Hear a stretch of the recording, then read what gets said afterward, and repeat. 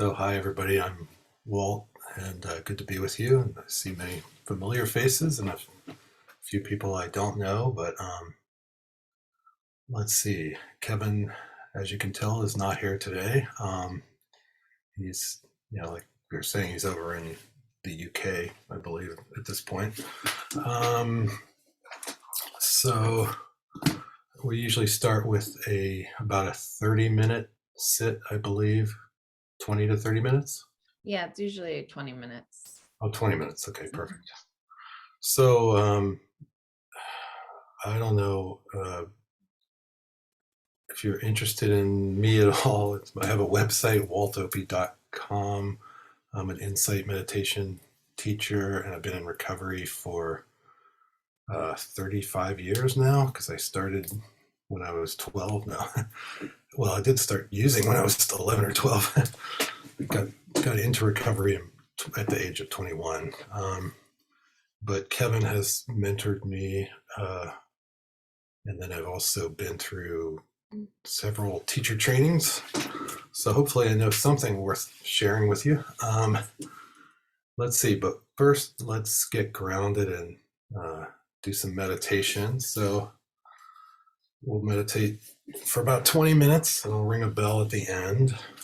So finding a comfortable upright posture. I like to say sitting with a sense of dignity and purpose, kind of like the Buddha under his Bodhi tree on the night of his enlightenment. Just the fact that this does require a certain strong intention on our part to establish mindfulness. So we find that comfortable upright posture, and then we tune into the body and the breath. Notice that there is this body sitting here on the chair or cushion. You might feel the contact points with the chair or the cushion or however you're seated at the moment. Feel the hands or the feet.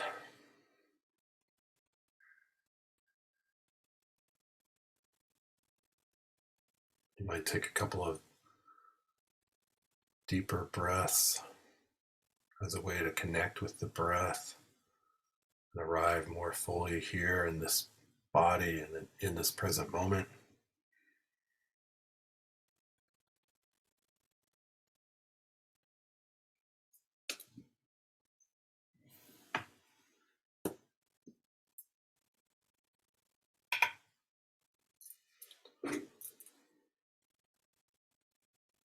Hopefully my sound is working okay. Good.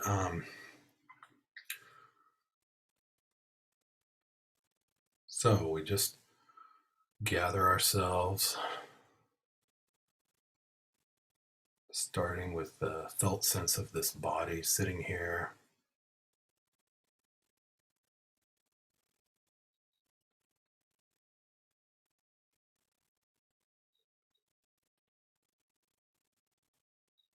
And you might notice any tension that you can easily soften around or release as you sit.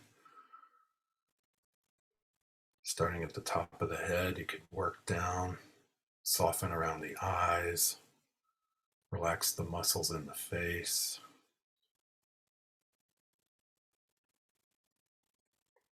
Drop the shoulders if you're kind of holding them up.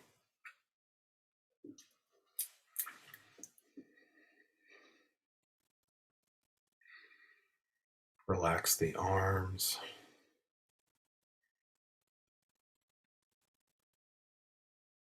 Soften the belly, not holding tension there.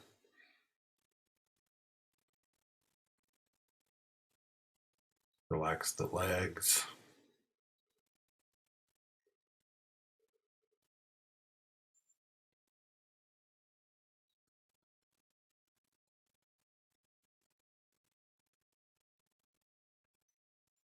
And I use the breath as an anchor to my meditation. Breathing in, I know I'm breathing in. Breathing out, I know I'm breathing out.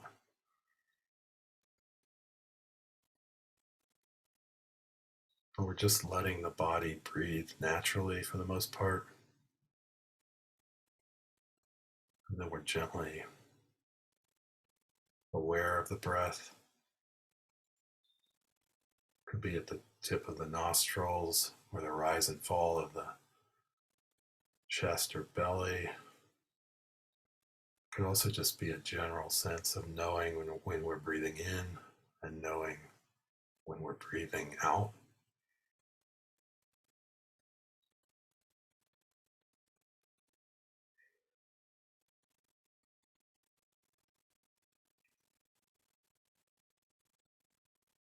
A musician I met talked about he heard the breath going in and going out.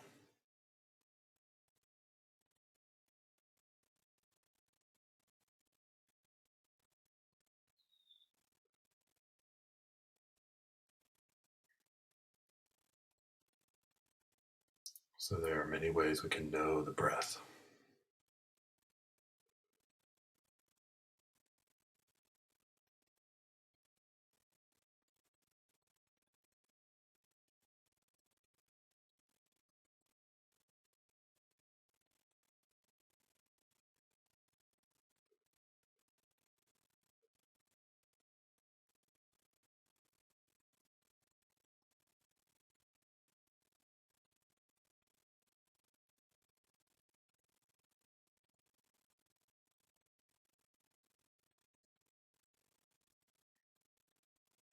And then you might do a bit of a weather report, noticing how what's going on in your mind, in your emotional experience, meeting whatever we find with a sense of kindness, compassion for ourselves, and maybe some curiosity.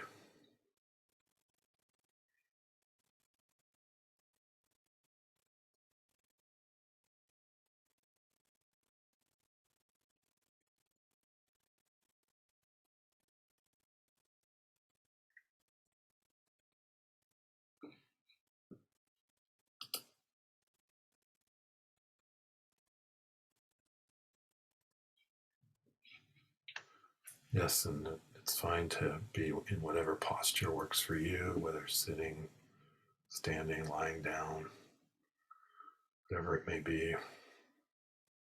The important thing here is simply the awareness, cultivating present moment awareness.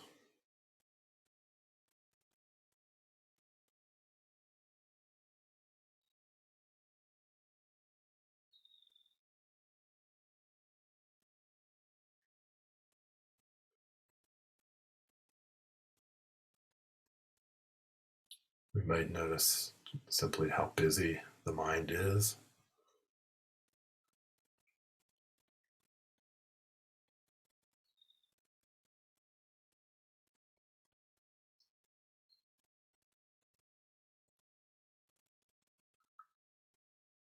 One trick I learned about calming the mind down a little is a short gratitude practice.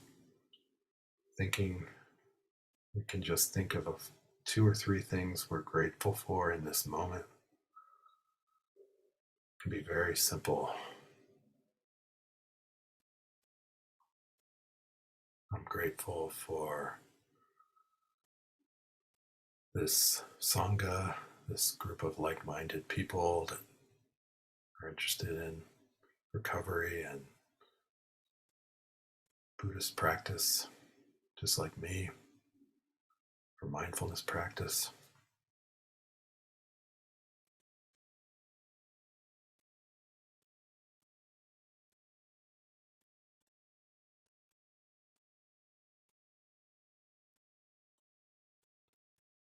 grateful to be clean and sober today.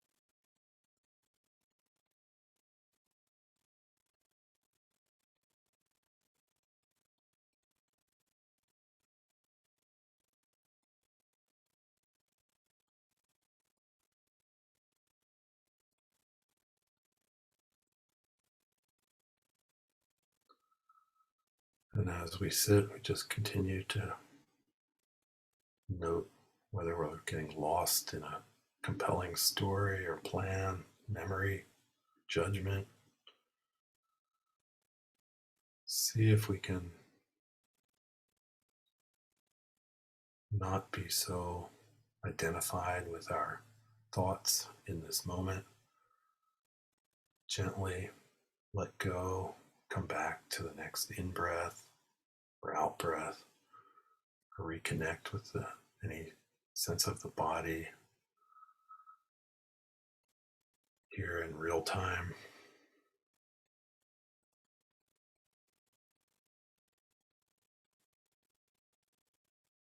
Sensations in the body.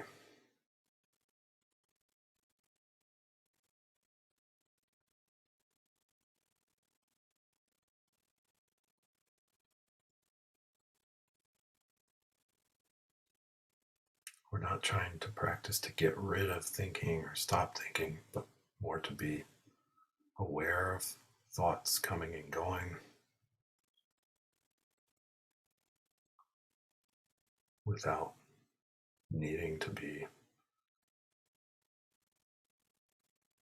so identified with the thought.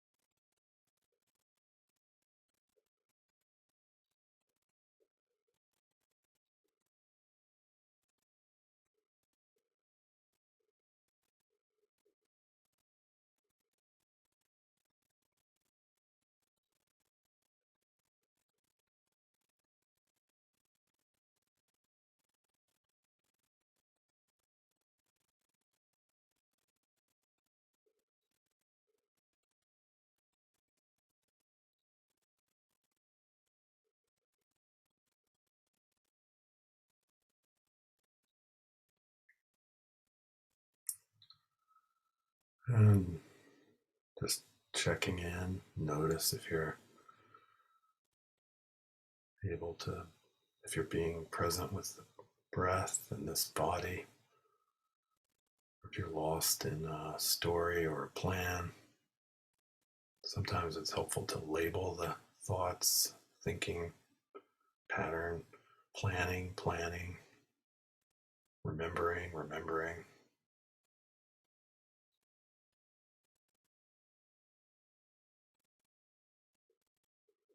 The mind thinks, that's what it does. That's completely natural.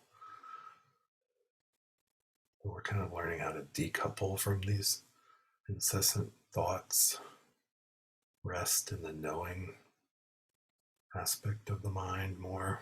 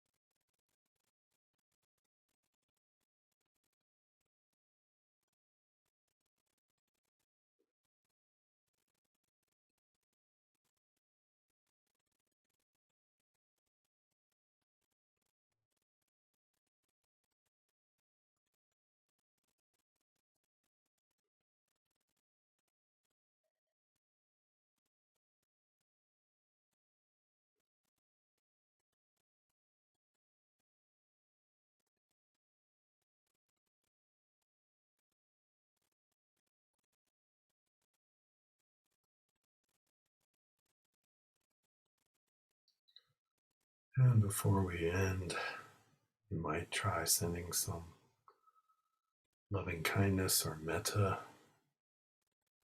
to yourself, just cultivating that sense of kindness and goodwill. May I be happy and peaceful. May I be healthy and strong. May I be safe and protected from harm.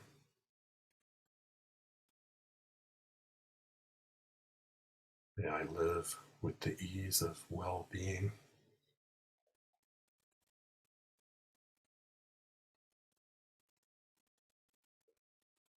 And I always personally throw in, may I stay clean and sober just for today. You can make up your own phrases, whatever. Just keep it fairly simple. May I be happy. May I be healthy. May I be protected from harm.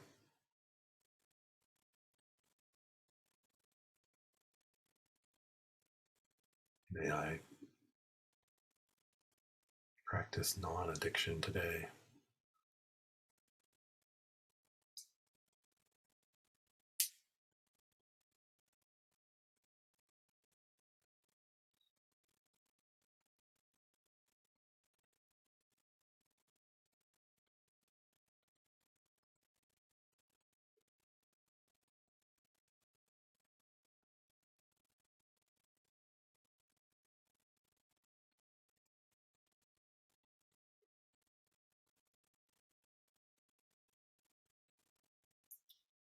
And may all beings be happy and peaceful. May all beings be healthy and strong. May all beings be safe and protected from harm.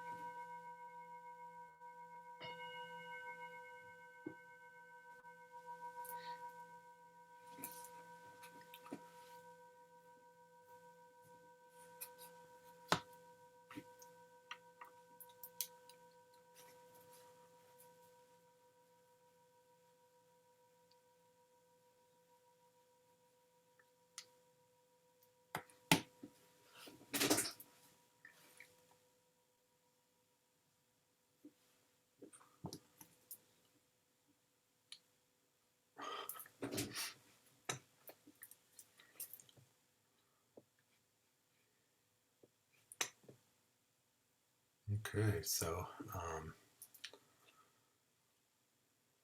yeah, that hopefully that brought you a little peace for the moment. And happy to be with you. Have to admit, I just got back from a retreat at Spirit Rock Sunday. I was an assistant teacher with Joseph Goldstein and Kamala Masters and several other teachers, and it was just a great reminder. It was great to be back at a retreat center in person with people. Of course, we had to wear masks a lot, and we had to be tested and all these things. One person tested positive after the retreat started for COVID, and they had some plan. They kind of whisked them away and to stay with a friend of theirs who also had COVID at the time, I believe. But the good news is nobody else tested positive the whole retreat, so it turned out fairly okay. But it was a reminder we still live in these kind of weird COVID times. So hopefully you're doing okay with all that. It's been a long. I really never imagined it was going to go on this long when it began. And one of the core teachings of the Buddha is this teaching on impermanence and how everything is just constantly changing, and we have this desire for things to stay the same, and yet that just isn't how things are. And so I find that this practice of mindfulness really helps me navigate this constant changing stuff, which which the Buddha talked about as, causes suffering. If we don't know, depending on our relationship to that constant change, if we're always craving for things to stay the same, then we're going to be constantly disappointed. But also, when we really realize that things keep changing, it can be good news, because if we're sort of not doing well, we can kind of hopefully remember that this is not fixed either, and that we can move towards feeling better, and that so it goes both ways.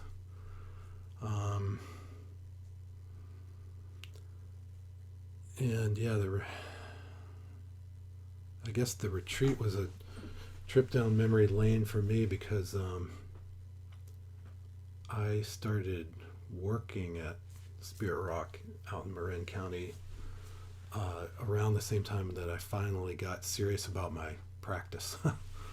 So just to back up a little, I got sober 1987, just through 12-step program, and went to rehab and everything.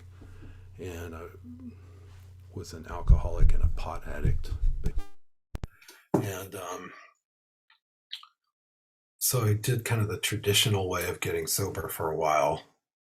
And then, but I was always interested in Buddhism and meditation starting in high school because I got really into the beats. I was reading like Jack Kerouac and then various other people. And, I loved just the idea of the Dharma bombs. And so I was definitely inclined in that direction. But I also was in a small town in Virginia. And so there was almost literally zero Buddhism going on as far as I could tell. So I had and there was no internet. Um, so I had a few books, but I didn't totally understand what I read. Like Zen Mind, Beginner's Mind sounded so cool, but I really didn't.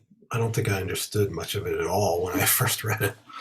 Um, so let's see. And then in 1993, I had moved to California, and somebody said, this person I met said, I want to take you to hear Jack Cornfield speak at this place called Spirit Rock. And I'd been in recovery for a while, so I was sort of open to spiritual ideas or whatever. So it sounded kind of out there, the whole thing. It's like Spirit Rock, wow. But on the other hand, I had nothing to lose, so I figured, okay, I'll go check it out.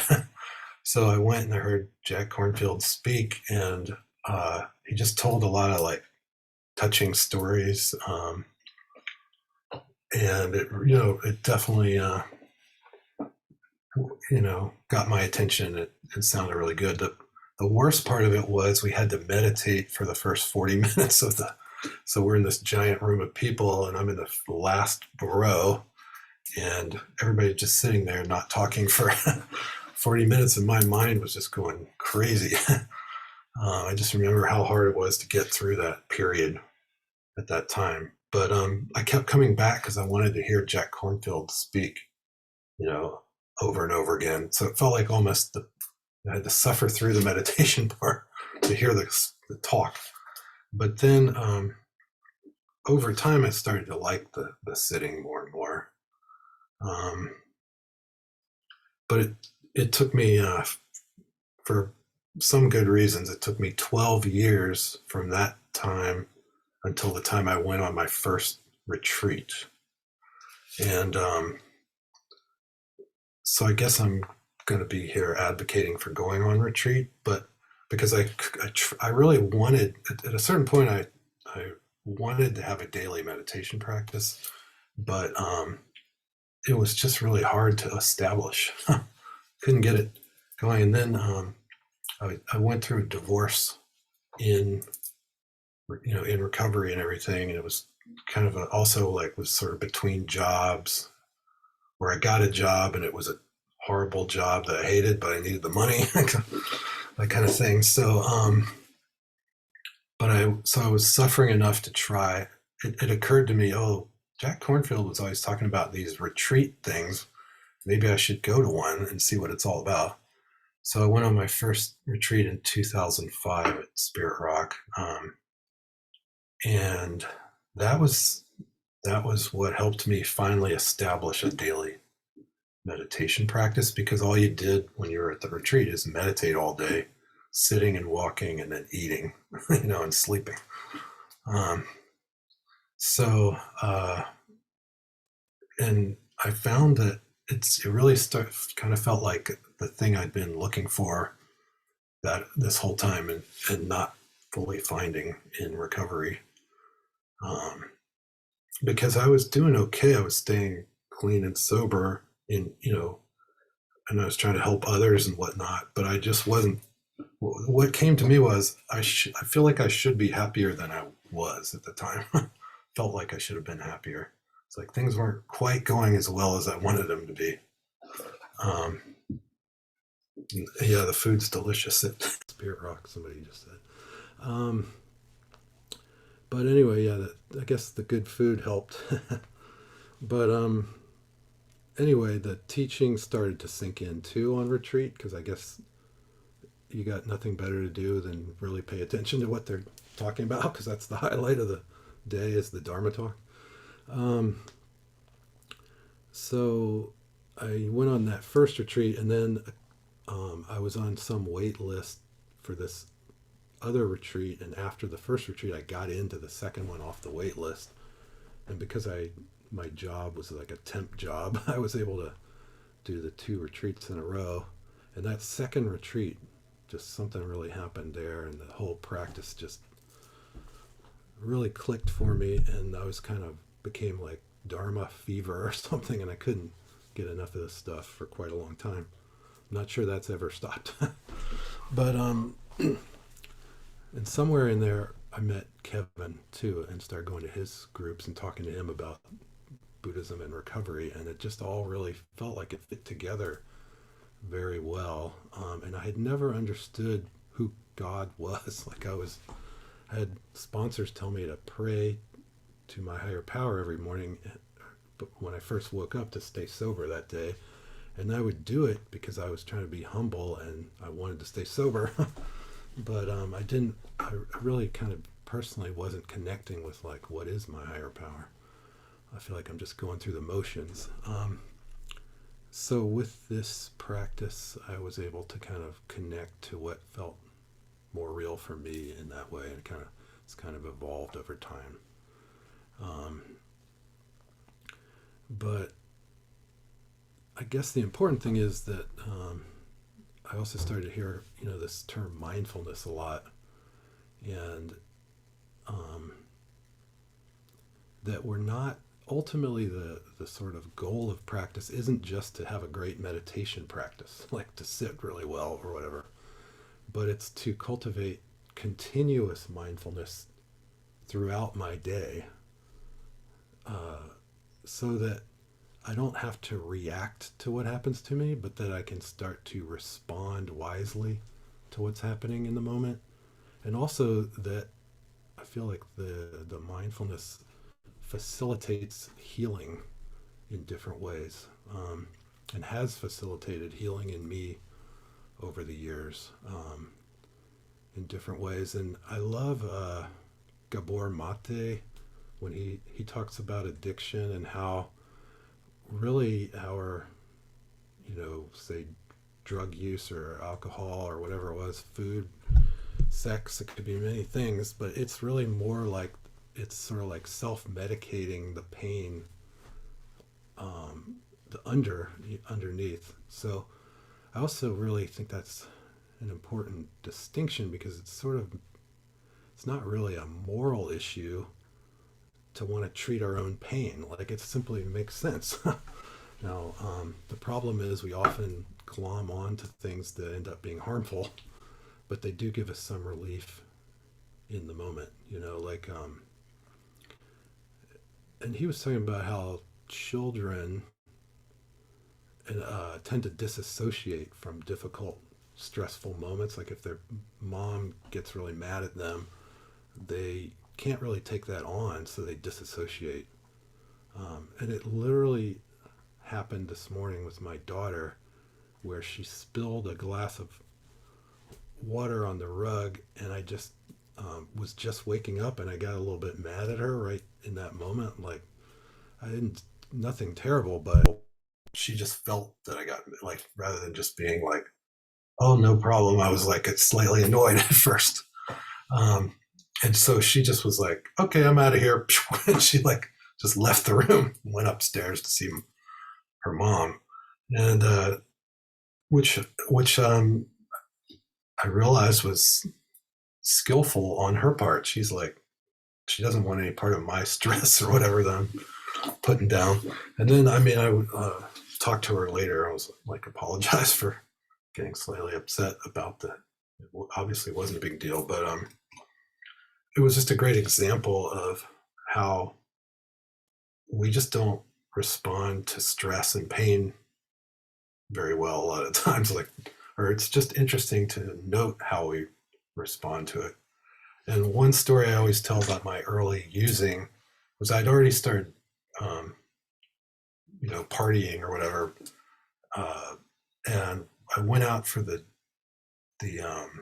what was it, my junior high school basketball team. Okay, so I was, I think, 14, and I went. My two best friends at the time and we all went out for this basketball team, and for whatever reason, and I kind of thought personally that we were all about equally good at basketball. We played together all the time. It wasn't like one of us was great and the other two. Anyway, but I never did like the coach of that team. Like that's a whole nother story. But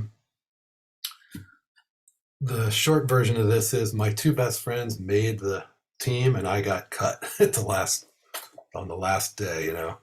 And for me, that was like super painful at the time because I felt sort of left out. Like my two buddies are now going to be really good friends on the team together, and I'm just kind of left out in the cold here. And the thing was, I didn't really have anybody to talk to about this. I don't know where my parents were, but I don't remember them being particularly attuned to my inner pain at the time. And I didn't know what to do. Like it really brought up a lot of pain at the time for me. And so there was a school dance that night. And my solution was my parents had this pretty extensive liquor cabinet that I secretly was tracking what was going on. I was like very aware of like all the bottles and where they it was pretty bad. But so I just knew there was one bottle of ouzo in the back of the liquor cabinet that they never touched. And the levels hadn't changed on that in like 3 years or something. So I thought, they're not going to miss that bottle of ouzo. And so I took it for the dance, and I literally walked to the dance alone with my bottle of ouzo at age 14 and drank most of it. And ouzo tastes pretty terrible. It just tastes like black licorice or something. So you can't say I was enjoying drinking it, but basically I drank it, and then I got pretty wasted and went to this dance and kind of made a spectacle of myself. Like couples would be dancing and I would add a third person to their slow dance or whatever. Like not good. But it did get me out of the pain from not making the basketball team. So I'm afraid, so it's sort of like I learned like that was one way to get out of that pain. And it kind of gave me some new notoriety at school where maybe it wasn't very positive notoriety, but people were definitely remembered me from that dance. So that kind of established a pattern that I went with. I was like, and just an example of how we, use these things to treat underlying pain of whatever kind. Now, this is not the worst thing that ever happened to anybody to not make the basketball team, but it was more just like that I didn't have good coping skills. So where am I going with all this? I guess it was just that nowadays, as I continue to develop this mindfulness practice, I'm able to, navigate the difficult and the painful in a much more healthy way and able to look, kind of investigate what's underlying the pain, and able to come up with skillful, hopefully healthy responses to what's going on. And so yeah, I'm really feel like I went to Burma to see one of my favorite Buddhist teachers, Sayadaw U Tejaniya, and he said to me, I was in a small meeting with him, and somebody asked him a question, and I don't remember what the question was, but what he said was, in daily life, there's a lot of suffering, right? Without this practice, we are finished. Without this practice, we are finished. And his whole thing is about continuous mindfulness. So when he says this practice, he means you to cultivate being mindful all day, every day, throughout your day, or whatever, like brushing your teeth, cooking, cleaning, doing your job, whatever. I mean, that we, as best we can, we just keep coming back to the present moment and staying staying aware and not just lost in thought. And he did this on the job. He cultivated this. He worked in Yangon, Myanmar. His his family owned a men's shirt business, and so he would be in the stall selling men's shirts all day. Um, and whenever he wasn't like directly dealing with the customer, he would be like practicing. He realized he could practice wherever he was, and he really started to see benefits. And he talks about how he had what he calls the Great Depression, I think in his 20s or something, and it involved an addiction. But so that for him, this was how he kind of pulled himself out of what he calls the Great Depression. It's kind of like and one thing I'm noticing is just how it's almost like learning how to value being present over checking out or something. we're really good at checking out, but can we keep checking in and make that what we're practicing? And then, at his monastery, and I've talked about this before, but I was surprised that everywhere I went in the monastery, he had these bumper stickers, be mindful. And I thought that was kind of, I just didn't expect to be at a Buddhist monastery in Burma and see be mindful bumper stickers everywhere. But it's apparently we really need a lot of reminders.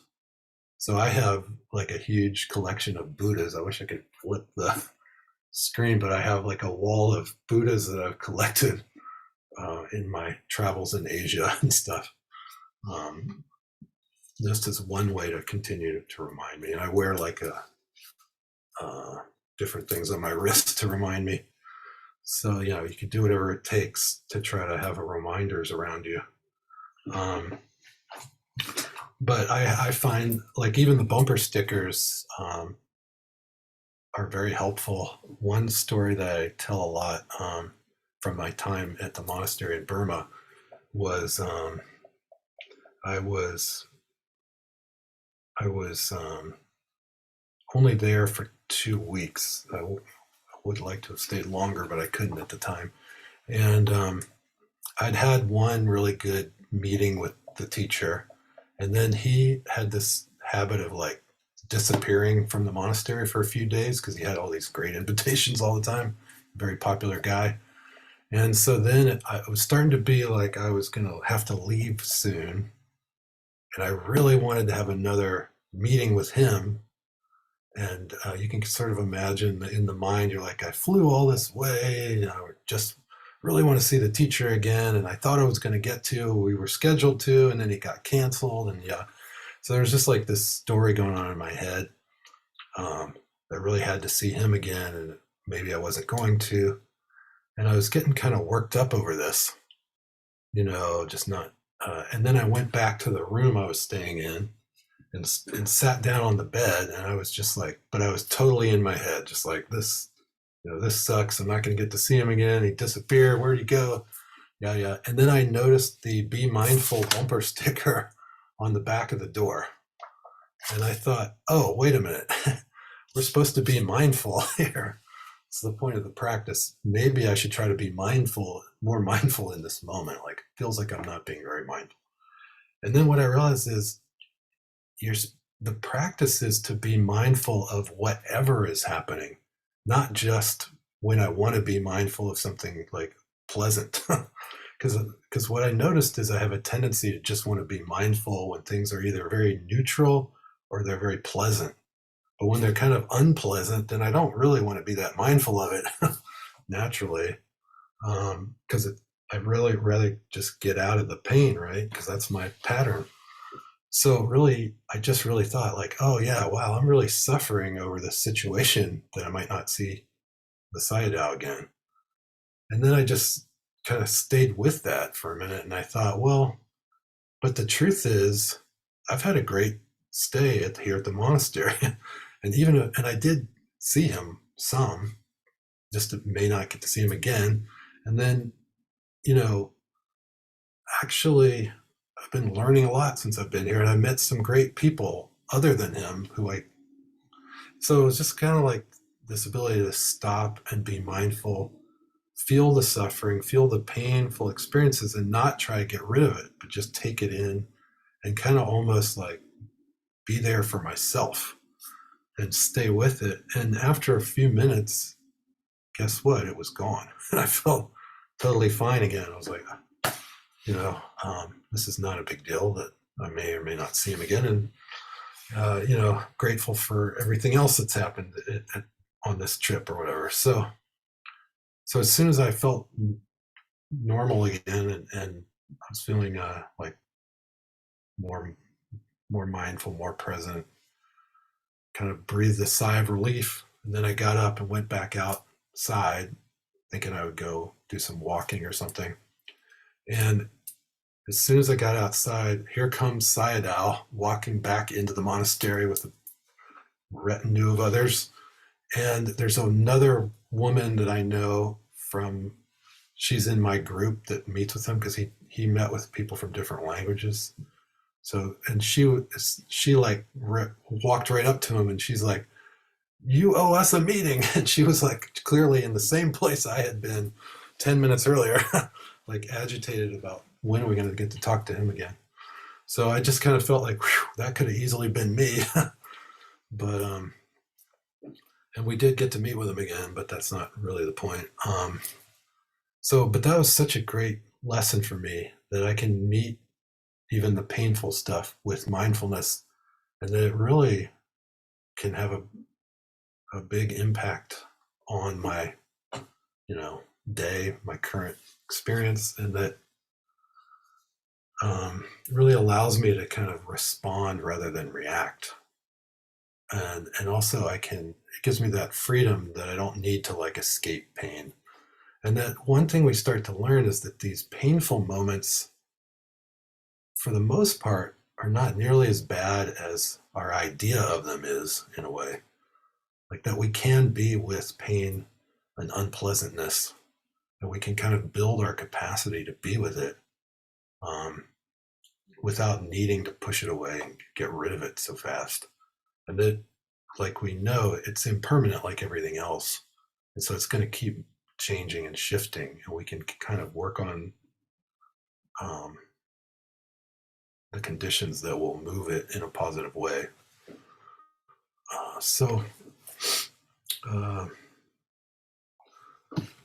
That's kind of what I was thinking about sharing today. I did also, maybe I'll read this. There's a kind of a nice book that I discovered a while back. Mindfulness, Ancient Wisdom Meets Modern Psychology by Christina Feldman and Willem Kukin. Christina Feldman has been called the grandmother of mindfulness, but because she's been teaching this stuff a long time. But there's a little section on what it says, what mindfulness is not. I think it's kind of some good pointers, and then I'll check in with you all. She says, mindfulness is neither relaxation nor in the service of becoming relaxed.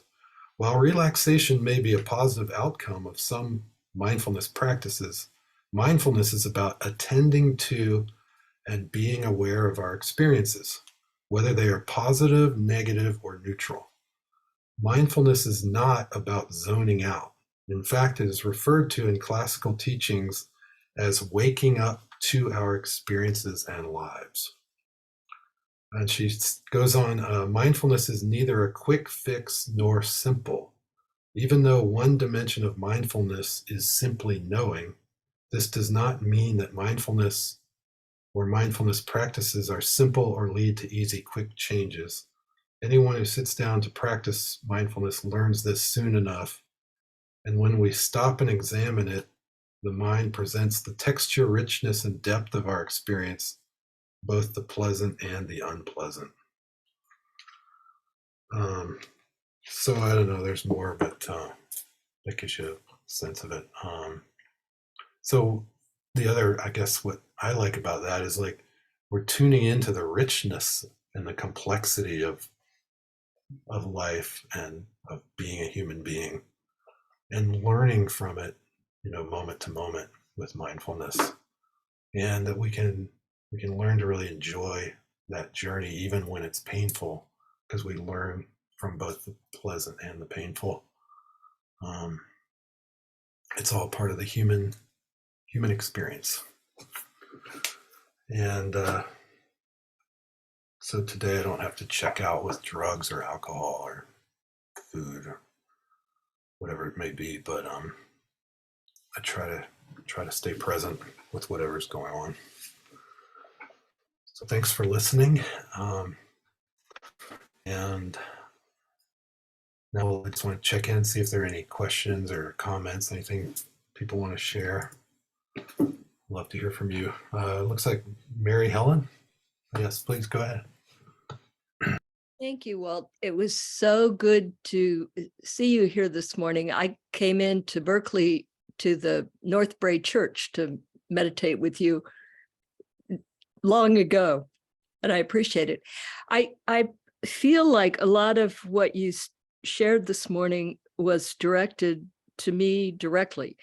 I have a 16-year-old granddaughter who I just learned, has developed some coping mechanisms that were not part of my alcoholism story or addiction story, but are frightening to me that she's engaging in these things. And her mother shared this with me and then gave me a book about it that is really pushing me to remember my own story of adolescent pain and how I dealt with that pain, and how common it is for us to look for ways to avoid feeling our emotions, and that we never really learn how to deal with our emotions. And so much of what you shared this morning talked about that truth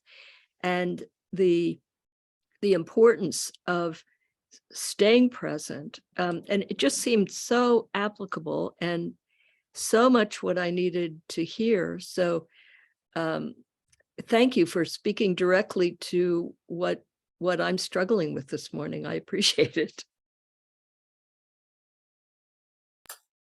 Great. Thank you for sharing, and good to see you again, Mary Ellen.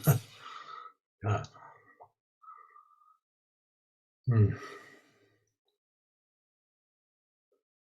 Yeah. I mean, my daughter will hit herself in the head when she gets upset, and it's so hard to watch. And yeah, we just have this natural inclination to do whatever we can to get out of a painful moment, even causing ourselves pain in other ways, which is crazy. But Monica, please go ahead. Hey, thanks, Walt. It was amazing, but it's just what I need to hear. I'm along the same lines, but I was thinking about when I was an adolescent, and I think I coped, among other things, I was already, getting alcohol, but it was also, I didn't understand craving, of course. So there was a lot of actually food, what do you call them? Eating disorders. And because I could either control it or, I could control everything, that whole thing about feel like you're in control. But I mean, I think also, yesterday I wasn't feeling particularly mindful and made myself a little bit crazy, but I think there's always an opportunity for awareness and also for making amends, when wasn't particularly nice. I just felt overwhelmed, and it was no one's fault, but it was also, there was another way, and I didn't choose it. So, I mean, we've been working a lot with just sitting with craving lately. So I think about it a lot. That I don't have to act on craving and desire, you know, the hindrances and stuff. But yeah, thank you. It was very interesting and great timing. Thank you, and thanks to Angela for posting on the right in the chat. I am teaching a workshop on freedom from craving this weekend through IMS Online. So, you know, if you're interested, you're welcome to. Craving is one of my favorite topics. You know, mindfulness and craving. But Mike, go ahead, please. Oh, hey, Walt. Thanks for sitting in and leading us today. And so you'll think this or find this interesting. So some folks here in San Diego liked that book too from Jack Kerouac and the Dharma Bum idea, and they actually created a temple here called the Dharma Bum Temple. So I get to be a Dharma Bum by going there. So you know, I think you hit a vein with this the adolescent problems and traumas. I know I had one kind of similar to yours with the same kind of thing, not making the basketball team in high school. And it was traumatic and I didn't know how to cope very well. Fortunately, my alcoholism wasn't to the point where I grabbed a bottle. I didn't really understand that would help at the time, even temporarily. But it just kind of reminds me of kind of how I did cope with it, which didn't work very well, which was just to deny it and get pissed and not deal with it. And, you know, patterns that didn't do me very well as I grew up. And it kind of brings me to what you were talking about with the ability to hold and handle negative emotions. Because I think that is one of the big things that I get out of sobriety and 12-step and Buddhist practices, the ability to be with and hold longer and more, and be able to deal with the negative emotions better. So I just wanted to kind of say thanks for bringing that up. I think that's really important to me and to a lot of people. So anyway, good to see you all.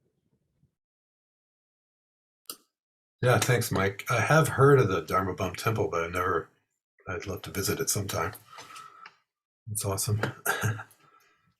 Yeah, it's nothing fancy, but it is kind of a cool place where we can all get together, and it's a nice place. Yeah, if you're in San Diego or anyone, come visit. Super. Well, I guess we're about out of time, unless anybody has, you know, burning desire, as we say. But great to see you all today, and yeah, I'm not sure when Kevin's getting back, but